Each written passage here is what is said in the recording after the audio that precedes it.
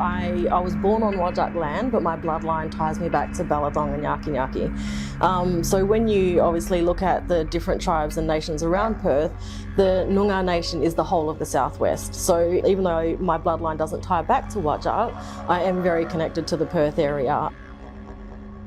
When I started studying, I started off with Aboriginal studies, and one of those things was obviously tracing back the history of our family. And I was told by someone that the Aboriginal Land Council actually provide detailed family trees for Aboriginal people.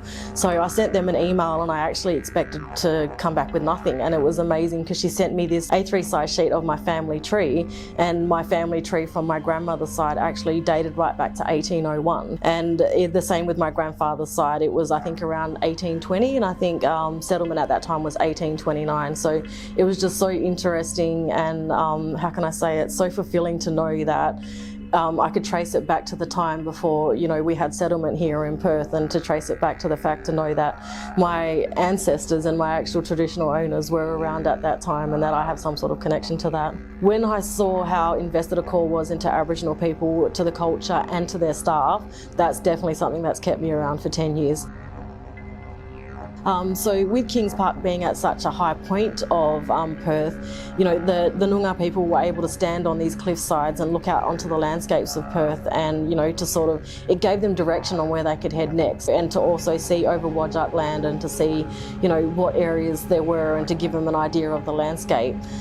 Upon doing this painting, I did base it on obviously the lookout, but I realised that it also has to be based on what's in Kings Park as well. And so in the painting I've added different flowers and trees that Aboriginal or Noongar people would use for their own resources, whether it was for food or whether it was for other essential needs.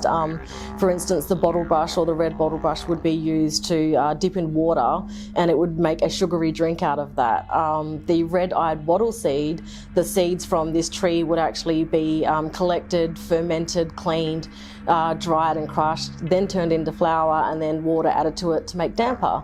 And the yellow banksia, so that was the very same as the bottle brush. The nectar in it is very sweet, so they would again dip the cones into water as well, strain this and then drink, and it would become a sweet drink as well. So with the banksia as well, is that it was also used as a torch. So because of the flowers and the nectar that was inside the cone, when the Noongar people would light it up, it would actually stay alit for hours, and that could actually, they could use that as a torch to sort of give them light as to where they were heading in direction, but also if they wanted to keep their fire burning throughout the night, or if they wanted to keep warmth throughout the night, they could even you know, put these banksias inside their, what we would call miamis, which is classed as a humpy, yeah, so they would keep that in there. So it was sort of like our own little heater as well. I did add the goanna to this painting or this artwork because it is the Noongar totem for us.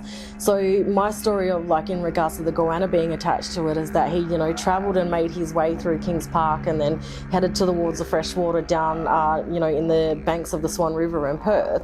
But through his travel, he was never hunted or harmed. Because he was our totem, we weren't allowed to do that. We weren't allowed to hunt him, or we weren't allowed to eat him.